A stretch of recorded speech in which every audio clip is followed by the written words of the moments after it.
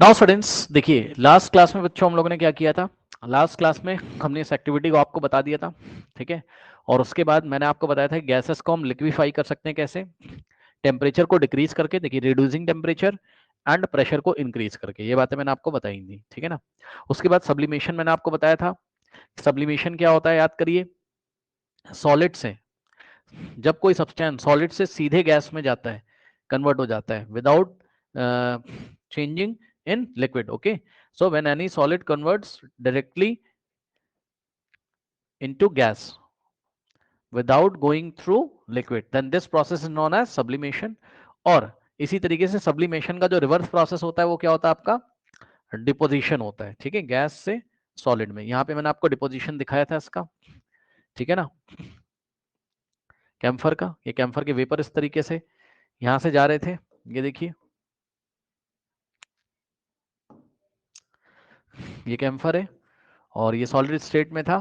तो यहाँ से इसके वेपर इस तरीके से गए, इसके वेपर्स के पास काइनेटिक एनर्जी थी, मैंने आपको बताया वेपर में जो मॉलिक्यूल्स थे उसके पास काइनेटिक एनर्जी थी। और जब यहाँ के यहाँ पे टकराएंगे तो क्या होंगे, इसकी काइनेटिक एनर्जी लॉस हो जाएगा उसका, है ना।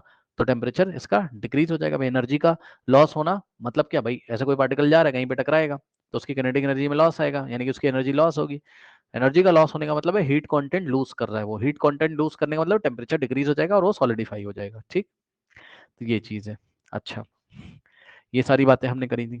उसके बाद अब ध्यान से चेक करिए, आज की क्लास में मैंने आपसे बोला था ये कार्बन डाइऑक्साइड वाला केस हमको डिस्कस करना है, ठीक है स्टूडेंट्स। तो इसको थोड़ा सा देख लीजिए, एनसीईआरटी क्या कहना चाहता है आपसे। कह रहा है कि have you heard of a solid carbon dioxide, आपने सॉलिड कार्बन डाइऑक्साइड के बारे में सुना है।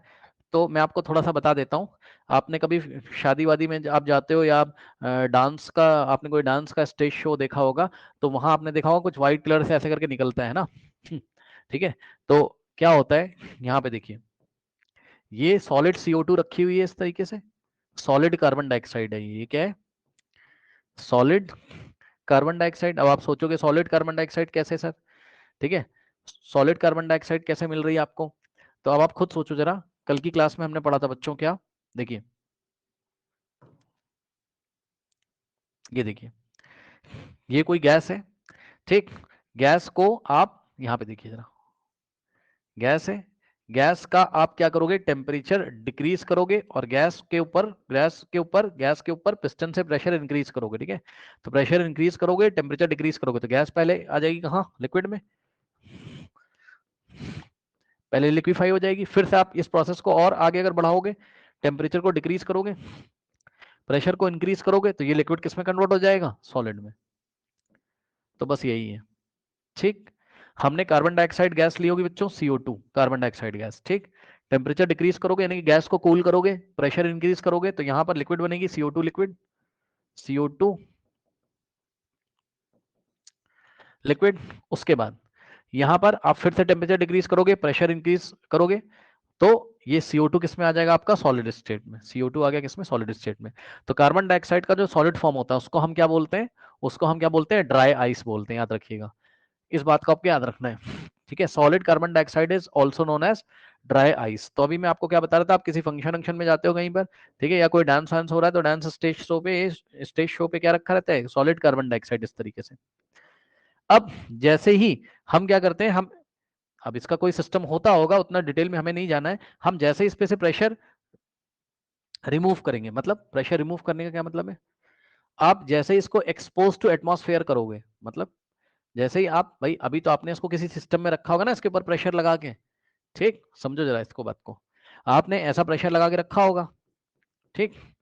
तो इसके जो मॉलिक्यूल्स हैं अभी वो बाहर नहीं निकल पा रहे हैं। आप ये भी थोड़ा सा समझिए जरा, एक बात मैं आपको और बता देता हूँ, ठीक है, एक बात और बता देता हूँ, ये बात आपको थोड़ा सा समझ में आएगी शायद। जैसे बॉइलिंग जब कल हो रही थी ना, वो बात मैं डिस्कस करना शायद भूल गया हूँ, उसको आप देखो। बॉइलिंग जब हो रही थी तो ये देखिए, ये जो लिक्विड के पार्टिकल्स हैं, ठीक, ध्यान से सुन लीजिएगा, ये लिक्विड के पार्टिकल है, ठीक। बॉइलिंग क्या है, एक बल्क फिनोमेना है, ठीक है, ये बॉइलिंग क्या है, एक बल्क फिनोमेना है। ये बात मैंने आपको पढ़ाई थी, अब ध्यान से चेक करिए। ये जो पार्टिकल्स हैं ये ऊपर ऐसे निकल के जाना चाहते हैं, आप इसको नीचे से गर्म कर रहे हो, ध्यान से सुनना।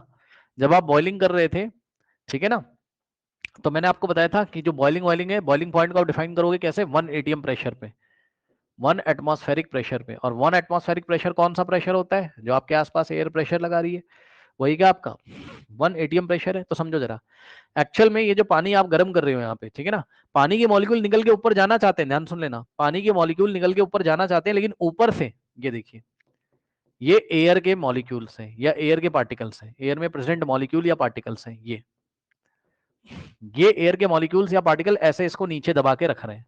समझो, एयर के पार्टिकल आपको आंखों से नहीं दिखाई पड़ रहे हैं, लेकिन वो इस तरीके से नीचे पानी के पार्टिकल्स को, समझो जरा,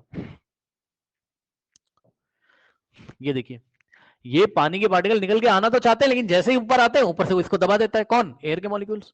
तो जब तक ये पानी के मॉलिक्यूल इतने फोर्स से बाहर नहीं निकलेंगे, इतनी एनर्जी से बाहर नहीं निकलेंगे कि ये ऊपर वाले एयर के एनवलप को तोड़ दें, ऐसा सोचो, ये एयर के मॉलिक्यूल को ऐसा, जो एयर का एक एनवलप बन रहा है उसको ब्रेक करके, यानी कि आप ये समझो एयर के मॉलिक्यूल इसको दबा के रख रहे हैं, तो पानी के मॉलिक्यूल के पास इतनी एनर्जी होनी चाहिए कि वो इसको ऐसे धक्का मार के ये एयर के मॉलिक्यूल को इस तरीके से निकल जाए, तभी तो वो बॉईल करेंगे, तभी तो वो गैसेस स्टेट में आ पाएंगे। इसलिए बॉइलिंग पॉइंट को डिफाइन करते टाइम आपको प्रेशर को बताना बहुत जरूरी है। क्यों सर? क्योंकि अगर तुमने बहुत ज्यादा प्रेशर लगा के रखा होगा, समझो, खुद फील कर लो, सुन लो ध्यान से, खुद फील कर लेना, जब तुमने 1 एटमॉस्फेरिक प्रेशर रखा था तो तुम्हारा बॉइलिंग पॉइंट कितना आ रहा था? बीपी 100 डिग्री सेल्सियस वाटर का, ठीक, वाटर का बॉइलिंग पॉइंट कितना आ रहा था? 100 डिग्री सेल्सियस। कब? 1 एटीएम प्रेशर पे। लेकिन अगर सोचो हम ऐसी कोई मशीन बना लें जिससे कि हम प्रेशर ऊपर से 2 एटीएम लगा दें, मतलब जितना एटमॉस्फेयर प्रेशर लगाता है उसका 2 गुना लगा दें, तब क्या होगा? सोचो तब क्या होगा, खुद सोचना जरा। ये देखिए, ठीक, ये पानी के मॉलिक्यूल्स हैं, ओके, ऊपर से मान लो आपने प्रेशर लगा दिया कितना? 2 एटीएम की जगह, सॉरी 1 एटीएम की जगह आपने 2 एटमॉस्फेरिक प्रेशर कर दिया, 2 एटीएम कर दिया, डबल कर दिया प्रेशर। तो प्रेशर डबल करने का मतलब है कि क्या होगा बताओ? बॉइलिंग पॉइंट बढ़ जाएगा, घट जाएगा? खुद सोचो, बॉइलिंग करने का मतलब है ये पार्टिकल ऐसा निकल के जाने चाहिए, और ये पार्टिकल तभी निकल के जाएंगे जब ऊपर की बाउंड्री को ब्रेक करें, ऊपर वाले प्रेशर को ओवरकम करें। तो ऊपर तो प्रेशर तुमने डबल कर दिया है, अब इन सब पार्टिकल्स को और ज्यादा काइनेटिक एनर्जी चाहिए, तब ये निकल पाएंगे। खुद सोचो, 1 एटीएम के प्रेशर को ब्रेक करके निकलना आसान है, लेकिन 2 एटीएम का जो प्रेशर लग रहा है ऊपर से, उसको ब्रेक करके निकलना मुश्किल है पानी के मॉलिक्यूल्स के लिए। तो अब पानी के मॉलिक्यूल लिक्विड स्टेट से गैसियस स्टेट में जाने में उनको परेशानी होगी, तो अब तुम्हें और ज्यादा एनर्जी सप्लाई करनी पड़ेगी नीचे से, हीट एनर्जी, और ज्यादा एनर्जी अगर तुम्हें सप्लाई करनी पड़ेगी इस प्रेशर को ओवरकम करने के लिए, तभी तो पार्टिकल ऊपर जाएंगे ना पानी के ऐसे गैसियस स्टेट में, ठीक। तो और ज्यादा अगर तुम्हें एनर्जी सप्लाई करनी पड़ेगी का मतलब है टेम्परेचर और ज्यादा हो जाएगा, तब जाके बॉईल करेगा। मतलब प्रेशर अगर तुम बाहर से बढ़ा देते हो तो बॉइलिंग पॉइंट इंक्रीज हो जाता है। सुन लो ध्यान से, अगर तुम एक्सटर्नल प्रेशर बढ़ा दोगे तो बॉइलिंग पॉइंट इंक्रीज हो जाएगा। तो बॉइलिंग पॉइंट को डिफाइन करने के लिए प्रेशर को डिफाइन करना बहुत जरूरी है। तभी आप अपनी बुक में देखोगे पानी का जो बॉइलिंग पॉइंट है 100 डिग्री सेल्सियस है या 373 केल्विन है, वो 1 एटमॉस्फेरिक प्रेशर पे होता है। प्रेशर भी हमें बता के रखना है कितने प्रेशर पे चेक किया, ठीक है। तो ये चीज है, ओके। नाउ तो वापस आते हैं, तो मैं क्या बता रहा था, ये सॉलिड कार्बन डाइऑक्साइड है, ठीक। अब इसको सॉलिडिफाइड कर लिया है, कैसे? गैसेस स्टेट में था, टेम्परेचर डिक्रीज किया, इसके ऊपर प्रेशर इंक्रीज किया, पहले लिक्विड में आई होगी, फिर टेम्परेचर और डिक्रीज किया, प्रेशर इंक्रीज किया, सॉलिड में आ गई होगी, ऐसे समझो। अब सॉलिड कार्बन डाइऑक्साइड को पैक कर लिया, ये इसको पैक कर लिया, कोई इंस्ट्रूमेंट वगैरह होता होगा जहां इसको पैक करते हैं, जिसमें हाई प्रेशर लगा के रखते हैं ऊपर से, ये प्रेशर इस पे लगा हुआ है। अब जैसे ही इस प्रेशर को रिलीज करोगे, खुद सोचो, प्रेशर इस पे अभी ऐसे लगा के रखा गया, उसका टेम्परेचर भी काफी कम है, लेकिन जैसे ही हमने इसका प्रेशर रिलीज किया, कैसे? इसको ऐसा एक्सपोज कर देते होंगे अचानक से, एक्सपोज टू एटमॉस्फेयर। तो जैसे एक्सपोज टू, ये जो प्रेशर है आपने लगा के रखा होगा, इसको बात समझो, देखो जो मैं आपको दिखाता हूँ, ये देखिए, ये सॉलिड कार्बन डाइऑक्साइड है मान लीजिए, मान लो भाई। अब आपने इसको किसी इंस्ट्रूमेंट ऐसा कोई बना के रखा है जो कि इसके ऊपर हाई प्रेशर मेंटेन करके रखता है, प्रेशर हाई है,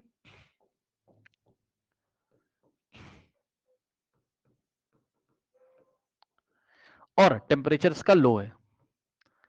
तो हाई प्रेशर और लो टेम्परेचर पे ये सॉलिड ही रहेगा अभी, लेकिन जैसे इसको एक्सपोज टू एटमॉस्फेयर करेंगे, ये एटमॉस्फेयर है, ठीक। अभी क्या है, बात समझना जरा, किसी मशीन में हमने इसको रखा है जो कि इसके ऊपर प्रेशर मेंटेन करके रख रही है ऐसे, बाहर से इस पे खूब प्रेशर लगा हुआ है, अभी एटमॉस्फेयर प्रेशर नहीं लगा रहा है। सुन लो, हमने एक वैसी मशीन बनाई जो कि इस पे प्रेशर बना के रख रहा है और उस मशीन में टेम्परेचर काफी लो है, काफी कम है। अब जैसे ही हम इसको यहां से ओपन कर देंगे, अगर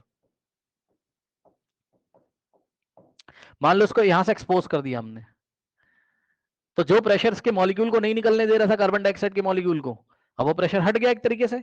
तो यहां से कार्बन डाइऑक्साइड के मॉलिक्यूल निकलने के लिए तैयार है, ऐसे देखो। और ये अब जैसे ही एयर के कांटेक्ट में आएंगे, अचानक से इनका टेम्परेचर भी इंक्रीज हो जाएगा, ऐसे समझो। अभी तक इसको पैक करके रखा था ना, अब इसको खुला छोड़ दिया, ऐसे समझो। तो इसका टेम्परेचर भी क्या होगा, अब इंक्रीज होगा। अब प्रेशर डिक्रीज होगा, टेम्परेचर इंक्रीज, तो तुरंत ये किस में चेंज हो जाएगा, गैसेस स्टेट में। समझ सकते हो, सॉलिड स्टेट में वो रखा था कार्बन डाइऑक्साइड, किसी मशीन में उसको रखा था, उसके ऊपर खूब प्रेशर लगा के रखा था, टेम्परेचर उसका कम था। लेकिन अगर इसको एक्सपोज टू एटमॉस्फेयर कर दोगे, यानी कि सीधे शब्दों में बोले तो मशीन ने इसका प्रेशर कितना रखा था, 10 एटीएम, 10 एटमॉस्फेरिक प्रेशर मान लो। और जैसे यहां से ओपन कर दिया, अब ये एयर के कांटेक्ट में आ गया, तो अब प्रेशर इस पे कितना लग रहा है, 1 एटीएम। तो प्रेशर क्या हो गया, डिक्रीज हो गया। और जैसे ही एयर के कांटेक्ट में आएगा, टेम्परेचर इंक्रीज हो जाएगा इसका। तो प्रेशर डिक्रीज हो गया, टेम्परेचर इंक्रीज हो गया।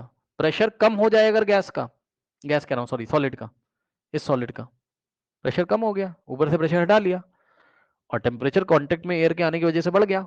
तो गैस, अब ये सॉलिड सॉलिड किस में चेंज हो जाएगा, गैस में।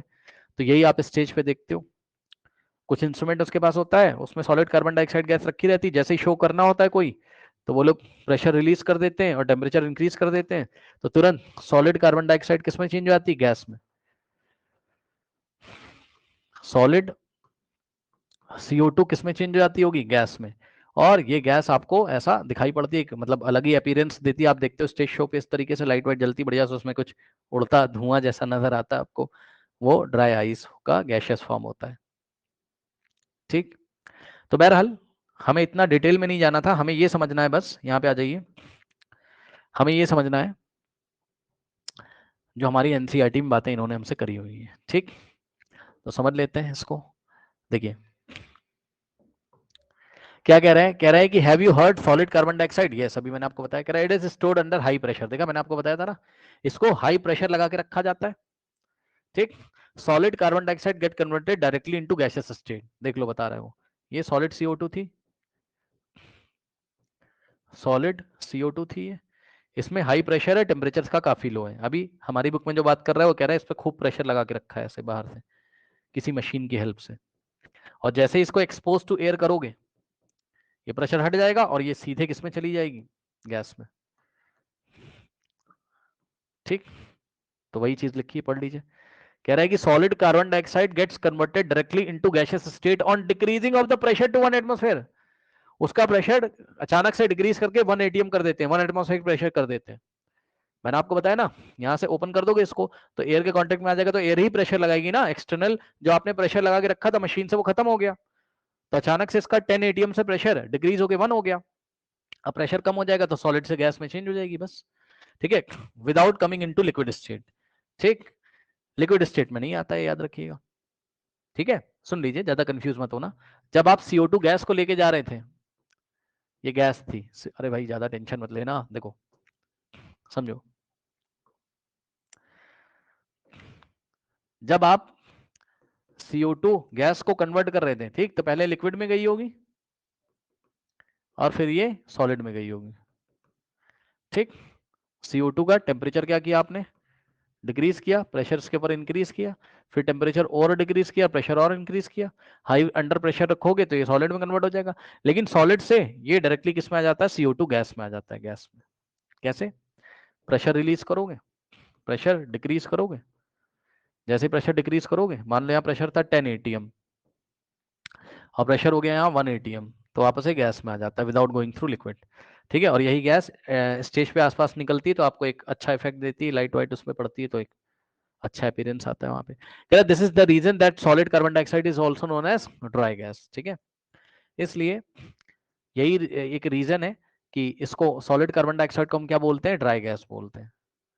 ठीक है, ड्राई गैस नहीं, ड्राई आइस बोलते हैं, याद रखिएगा। ठीक है, इस बात को आप पढ़ लीजिएगा, dry ice, correct, dry ice का मतलब आप समझ लो, ड्राई मतलब सूखा हुआ। जो नॉर्मल आइस होती है आपके पास, नॉर्मल आइस, वो ड्राई नहीं होता, वेट होता है वो। नॉर्मल आइस क्या होता है आपका? नॉर्मल आइस जो हम लोग का वाटर से जो आइस बनाते हो ये, ठीक। इसमें वाटर भी लगा रहता है, ये वाटर की ड्रॉपलेट्स है। इसमें वाटर लिक्विड स्टेट में भी इसके सरफेस पे लगा रहता है।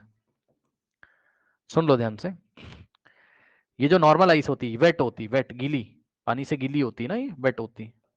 क्यों? क्योंकि पानी का ही लिक्विड स्टेट इस पे लगा रहता है। ये अंदर क्या है? ये वाटर का सॉलिड स्टेट है, ठीक। और इस पे वाटर का लिक्विड स्टेट भी लगा है इसके सरफेस पे, तो वेट रहती, गीली रहती, ड्राई नहीं होती है। नॉर्मल आइस ड्राई, सूखी हुई नहीं रहती है। लेकिन कार्बन डाइऑक्साइड जो होती है सॉलिड वाली, यहां पे देखिए, ये सॉलिड कार्बन डाइऑक्साइड, इसको ड्राई आइस बोलते हैं। क्यों सर? अभी मैंने बताया ना कि इस पे से प्रेशर जब डिक्रीज करोगे तो ये तुरंत सॉलिड से किस में आ जाएगी? गैस में। बताओ कोई लिक्विड स्टेट से गई? नहीं। इसके सरफेस से कोई लिक्विड लगा हुआ है? नहीं। इसके सरफेस पे कार्बन डाइऑक्साइड का कोई लिक्विड लगा हुआ है? नहीं। तो ये वेट नहीं है, गीली नहीं है, सूखा हुआ है। इसलिए सॉलिड कार्बन डाइऑक्साइड को हम क्या बोलते हैं? Dry ice. कोई डाउट है? ओके नाउ, ये हो गया। नाउ नेक्स्ट इज स्टूडेंट्स, अब आपको कुछ बातें याद रखनी है जो आपकी एनसीईआरटी में यहाँ दिया हुआ है, ठीक है ना। क्या बात याद रखनी है यहाँ पे?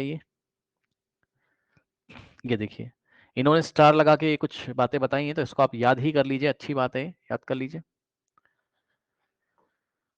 ठीक है। देखिए बच्चों, अभी आप फिजिक्स में, मैं चैप्टर आपको पढ़ाऊंगा force and laws of motion, तो उसमें आप देखोगे कि प्रेशर का जो यूनिट है, पी का मतलब प्रेशर, प्रेशर का फॉर्मूला पढ़ोगे फोर्स अपॉन एरिया। पी क्या है? प्रेशर है। एफ क्या है आपका? फोर्स है। ए क्या है आपका? एरिया है, ठीक। तो ध्यान से सुनना बेटा, एक एग्जांपल छोटा सा देते हैं तुमको, छोटा सा एग्जांपल। फोर्स की यूनिट न्यूटन होती है, जिसको नहीं पता है ध्यान सुन लो। फोर्स मान लो 2 न्यूटन दे दिया, या फोर्स, फोर्स मान लो दे दिया आपको कितना? एफ का मतलब फोर्स, फोर्स की यूनिट होती है न्यूटन, न्यूटन को हम एन से लिखते हैं, एन का मतलब हो गया न्यूटन। न्यूटन क्या है? फोर्स की एसआई यूनिट है, ओके न्यूटन, ठीक। फोर्स दे दिया 4 न्यूटन, और मान लो एरिया दे दिया 2 मीटर स्क्वायर, ठीक। बोला प्रेशर निकालो, फाइंड द प्रेशर। तो प्रेशर का फॉर्मूला लगाएंगे फोर्स अपॉन एरिया। फोर्स की जगह कितना रखेंगे? 4 न्यूटन, अपॉन में एरिया की जगह कितना रखेंगे? 2 मीटर स्क्वायर।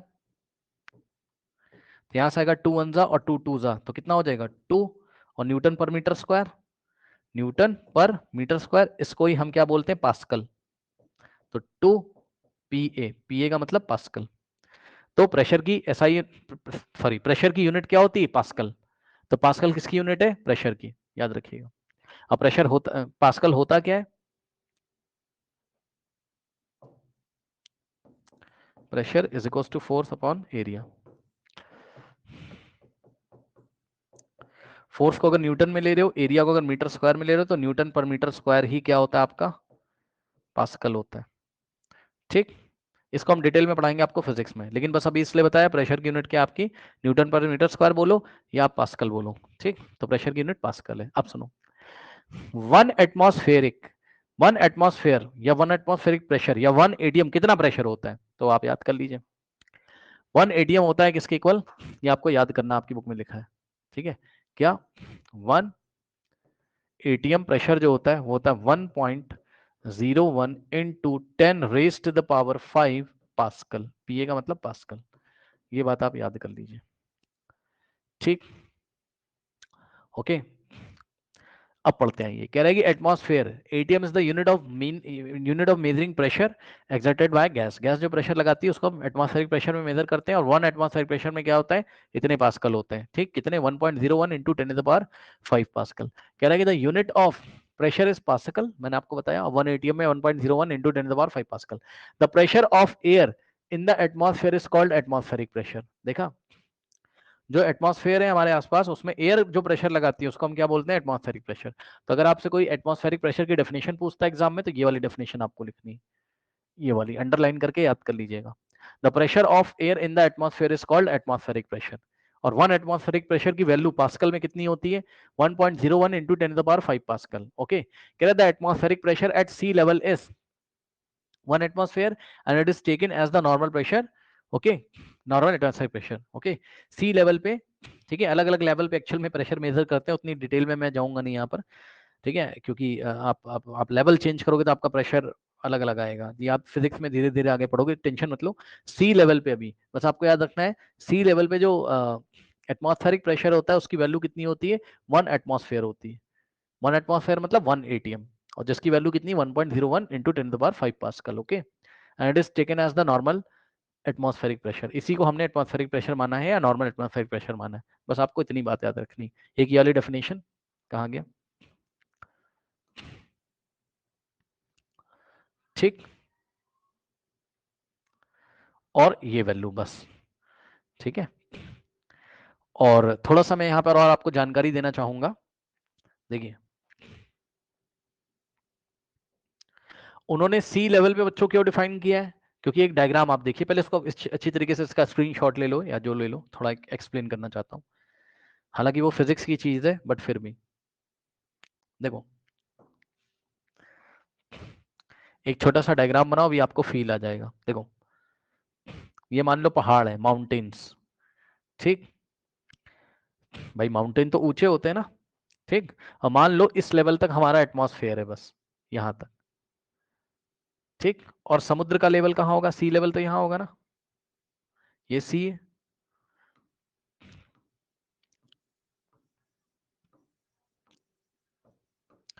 अब आप बताओ, अगर आप पहाड़ पे खड़े हो तो आपके ऊपर केवल इतना ही एयर कॉलम प्रेशर लगाएगा, इतना ही एयर, यानी कि जब आप ऊपर जाओगे तो प्रेशर कम हो जाएगा। खुद सोचो ना भाई, आप एक बार यहाँ खड़े हो और एक बार समुद्र के तल पे खड़े हो, समुद्र के लेवल पे, तो जब आप समुद्र के लेवल पे खड़े हो तब तो आप ऊंचाई से काफी नीचे पे हो, यहाँ समुद्र के लेवल पे हो, सी लेवल पे हो। तो सी लेवल पे जब हो तो आपके ऊपर इतना सारा एयर, ये देखिए, ये सब एयर के मॉलिक्यूल है, इतने सारे एयर के मॉलिक्यूल आपके ऊपर फोर्स लगा रहे हैं, ऐसे समझो। लेकिन जब आप पहाड़ पे खड़े हो, क्योंकि हमारा एटमॉस्फेयर का लेवल बस यहीं तक है, यहाँ तक है बस, खुद सोचो, मान लो यहाँ तक है, ठीक, तो जब आप पहाड़ पे ऊपर खड़े हो जाओगे तो आपके ऊपर केवल इतने ही मॉलिक्यूल प्रेशर लगा पाएंगे, ऐसे समझो, ठीक। लेकिन जब आप सी लेवल पे हो तो इतने सारे मॉलिक्यूल प्रेशर लगा रहे हैं, ऐसे समझो।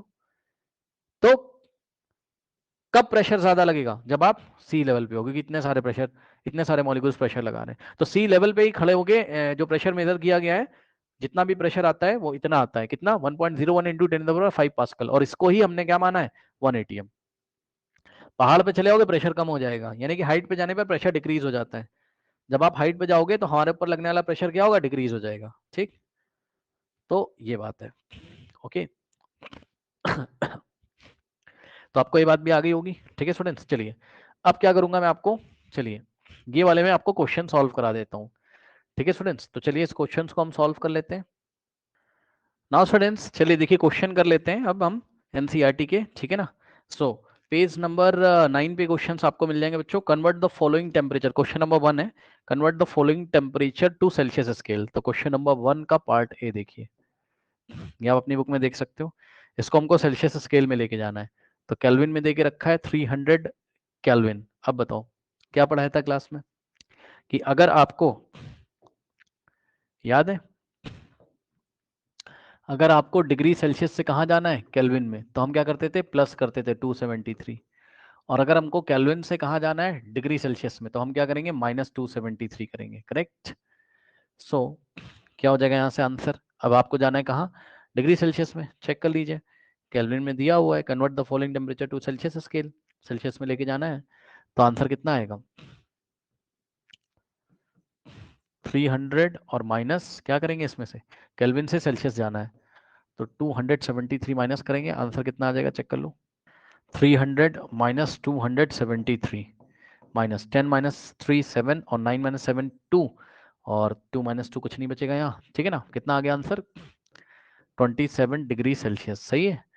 और इसी तरीके से बी पार्ट में आपको क्या कह रहा है? कह रहा है कि 573 केल्विन, सो 573 केल्विन, ठीक। तो इसको डिग्री सेल्सियस में कैसे लेके जाओगे? 573 माइनस करोगे 273, तो आंसर आ जाएगा। चेक कर लीजिए क्या आंसर आ जाएगा। 573 माइनस 273, 3 माइनस 3 0, 7 माइनस 7 0 और 300 केल्विन। ठीक, so answer is 300 kelvin. I think कोई डाउट नहीं होना चाहिए, ठीक है ना?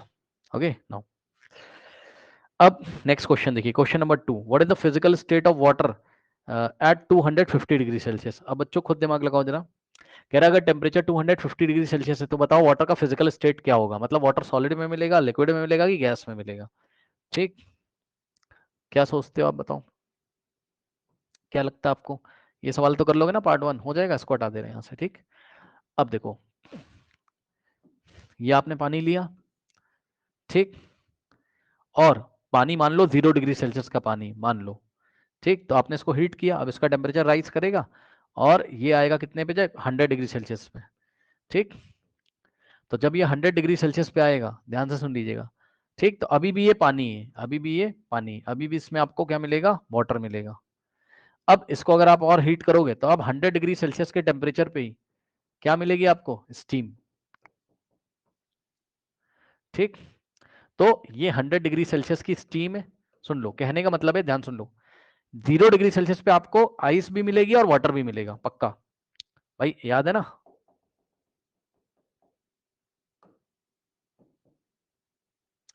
मान लो ये आइस थी इधर, ठीक, ये आइस थी 0 डिग्री सेल्सियस की, याद आया? फिर आपने लेटेंट हीट ऑफ फ्यूजन दिया था यहाँ पर, ठीक, लेटेंट हीट ऑफ फ्यूजन दिया था, तो ये किस में आ गया था, 0 डिग्री सेल्सियस के वाटर पे। तो अगर आपसे कोई ये पूछ रहा है, सवाल सुन लीजिए, ठीक है, पहला सवाल, उसको छोड़ो आप, इसको बाद में देखेंगे। अगर आपसे कोई पूछ रहा है 0 डिग्री सेल्सियस पे वाटर का फिजिकल स्टेट बताओ, वाटर्स फिजिकल स्टेट, तो 0 डिग्री सेल्सियस सुनते ही आपके दिमाग में तुरंत आना चाहिए कि भाई 0 डिग्री सेल्सियस पे जरूरी थोड़ी ना कि पानी हो, 0 डिग्री सेल्सियस पे तो आइस भी रह सकता है और 0 डिग्री सेल्सियस पे तो पानी भी हो सकता है। तो आप बोल सकते हो 0 डिग्री सेल्सियस पे इसकी बोथ फिजिकल स्टेट आपको मिलेंगी, बोथ, कौन कौन सी, बोथ, कौन कौन सी, लिक्विड एंड वाटर। ठीक है, 0 डिग्री सेल्सियस पे आपको दोनों मिल सकता है, क्योंकि याद करिए इसके बीच का प्रोसेस, मतलब जब आइस के साथ साथ पानी भी था, यहाँ पे समझने के लिए, ये देखो, जब आप इसको हीट दे रहे थे तो बीच में एक ऐसी स्टेज आएगी, ये इस तरीके से, जिसमें आइस भी है और पानी भी। अभी पूरा आइस पानी में कन्वर्ट नहीं हुआ है, तो थर्मामीटर हमने इसमें लगाया था, वो टेम्परेचर कितना दिखा रहा था, 0 डिग्री सेल्सियस, याद है? जब तक पूरा आइस पानी में चेंज नहीं हो जाएगा तब तक टेम्परेचर 0 ही दिखाता था वो, याद है? तो 0 पे आपका पानी भी हो सकता है, ना कि लिक्विड भी हो सकता है, आइस भी हो सकता है, ठीक है ना? तो अगर आपसे किसी ने पूछा what is the physical state of water at 0 degree Celsius, तो बोथ, लिक्विड स्टेट में मिलेगा 0 डिग्री सेल्सियस पे वाटर, और सॉलिड स्टेट में मिलेगा, liquid and solid both.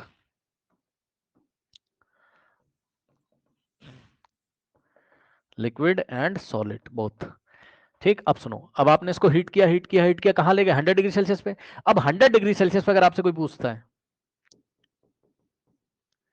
Eight 100 degree Celsius water physical state,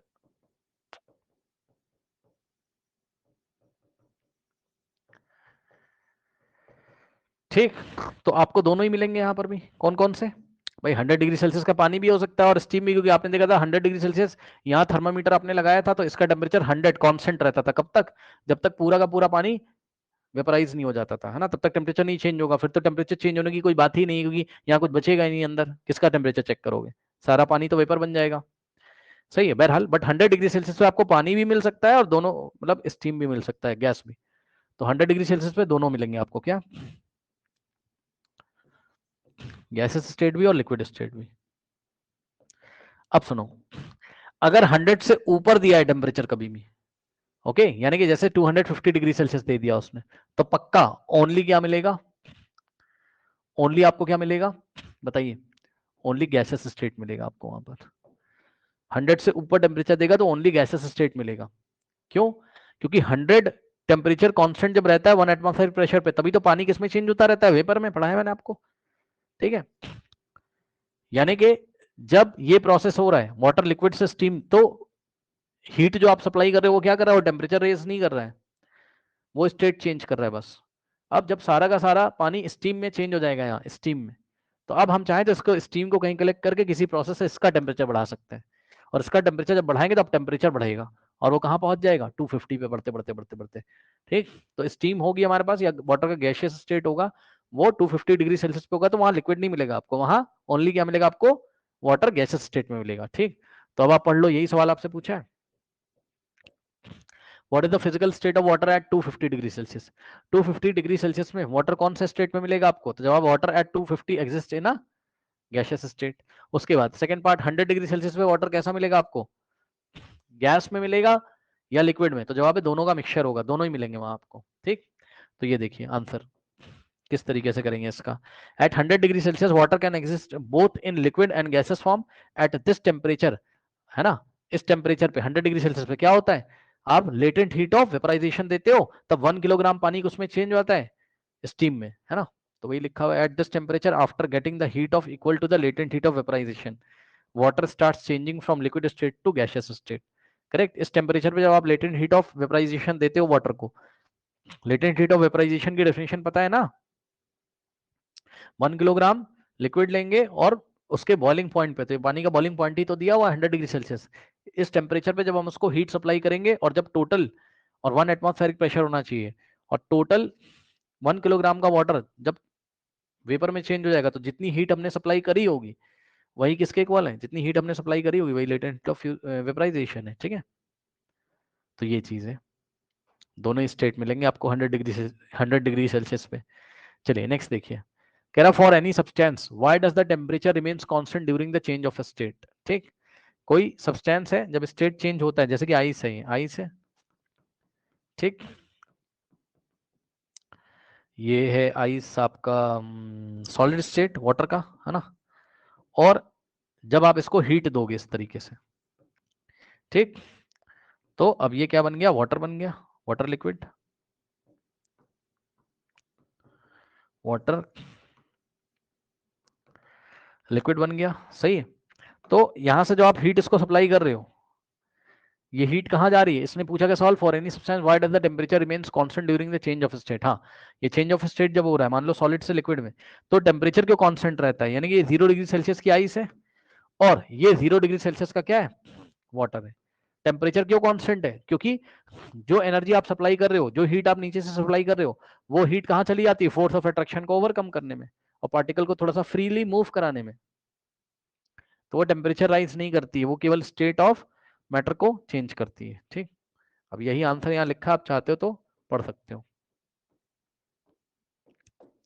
कह रहा है during a change of state, जब स्टेट चेंज हो रहा होता है, सॉलिड से लिक्विड हो चाहे लिक्विड से गैस हो, the temperature remains constant, temperature constant रहता है, क्यों, this is because all the heat supplied increases the temperature is utilize, जितना हीट आप सप्लाई करते हैं टेम्परेचर इंक्रीज करने के लिए, वो सारा हीट टेम्परेचर राइज नहीं करता, बल्कि क्या होता है, वो कहाँ यूटिलाइज होता है, utilize in changing the state by overcoming the force of attraction between the particles. ठीक, वो सारा का सारा हीट फोर्स ऑफ अट्रैक्शन को ब्रेक कराने में, है ना, पार्टिकल्स के बीच में, पूरा डिटेल में मैंने आपको पढ़ाया, फोर्स ऑफ अट्रैक्शन को ब्रेक कराने में यूटिलाइज होता है, जिससे कि पार्टिकल फ्रीली मूव करते हैं, वो सॉलिड से लिक्विड या लिक्विड से गैस में कन्वर्ट हो जाता है, यानी कि स्टेट चेंज हो जाता है। देयरफॉर दिस हीट, ये मेन बात है, यहाँ पर मैं अंडरलाइन कर दे रहा हूँ ब्लू कलर से, ये लिखना है, this is because all the heat supplied increase to increase the temperature, to increase the temperature मतलब टेम्परेचर इंक्रीज करने के लिए आपने जो हीट सप्लाई करी थी वो कहाँ यूटिलाइज होगी, कहाँ यूज होगी, use in the change in the state by overcoming the force of attraction between the particles. Okay, therefore this heat does not contribute in increasing the temperature of the substance, इसलिए ये heat temperature को increase करने में contribute नहीं होती है, क्योंकि ये स्टेट ऑफ मैटर को चेंज करती है। ठीक है स्टूडेंट्स, अब देखिए नेक्स्ट क्वेश्चन, नेक्स्ट क्वेश्चन में कह रहा है suggest a method to liquefy atmospheric gases. अब बताओ, अभी आपको शायद एटमॉस्फेरिक गैसेस का लिक्विफिकेशन भी पढ़ना है, या तो इसी चैप्टर में होगा या तो नेक्स्ट चैप्टर में होगा, नेक्स्ट चैप्टर में, ठीक है ना। तो एटमॉस्फेरिक गैसेस जो है आपके एटमॉस्फेयर में, जो गैसेस हैं, कार्बन डाइऑक्साइड है, नाइट्रोजन है, ऑक्सीजन है, उनको लिक्विफाइड कैसे करोगे, यानी कि गैस को लिक्विफाइड कैसे करोगे, बताइए क्या पढ़ा है, टेम्परेचर को डिक्रीज कर दो और एक्सटर्नल प्रेशर को इंक्रीज कर दो, यही तो पढ़ा है ना, यही लिखा हुआ है, by applying pressure and reducing the temperature, pressure apply करिए, रिड्यूसिंग द टेम्परेचर मतलब टेम्परेचर डिक्रीज कर दो, एटमॉस्फेरिक गैसेस क्या होंगी, लिक्विफाइड हो जाएंगी। ठीक है स्टूडेंट्स, चलिए बढ़ते हैं नेक्स्ट टॉपिक की तरफ।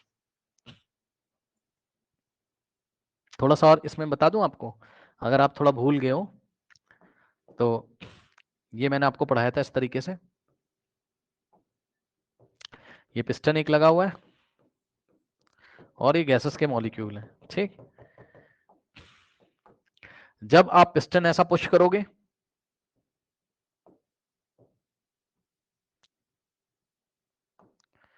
तो ये पिस्टन यहां आ जाएगा इस तरीके से, ठीक। अब यहां का टेम्परेचर क्या था, ज्यादा था, और यहाँ पे आपने इसको कूल कर दिया तो टेम्परेचर कम हो गया। टेम्परेचर कम करने का मतलब है इससे हीट कंटेंट बाहर निकाल रहे हो, हीट कंटेंट बाहर निकालोगे तो पार्टिकल पास पास आ जाएंगे, पार्टिकल पास पास आ जाएंगे।